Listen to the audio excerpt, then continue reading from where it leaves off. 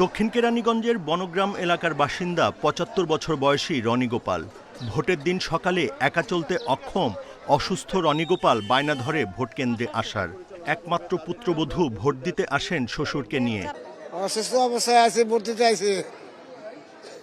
আমার শ্বশুরমশাই অসুস্থর কারণে তার জন্য আমরা ভোট দিতে ধরে নিয়ে আসছি। তেঘরিয়া বনগ্রাম সহ কেরানীগঞ্জের বেশ কয়েকটি কেন্দ্রেই নারী ভোটারের উপস্থিতি ছিল চোখে পড়ার মতো।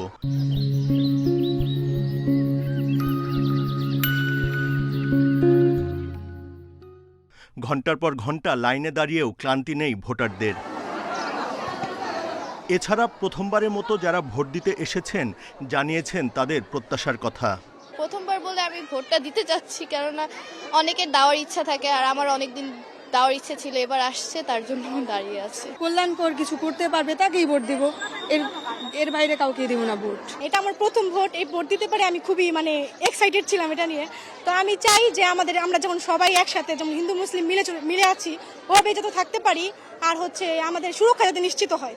সনাতন ধর্মাবলম্বী অধ্যুষিত এলাকাগুলোতে নারী ভোটাররাও জানিয়েছেন তাদের প্রত্যাশার কথা। সুন্দর মতনই দিব ভোট, দাঁড়াইছি লাইনে, কোনো বিশৃঙ্খল হয় না এখন পর্যন্ত। আমরা তাকেই ভোট দিব যে নাকি আপদে বিপদে যারে সামনে পামো কাছে পামো ডাকলে সহায়তা করবো, হ্যাঁ করে দিব। কেন্দ্রগুলোর প্রিজাইডিং অফিসাররা সার্বিক প্রস্তুতি নিয়ে সন্তুষ্ট।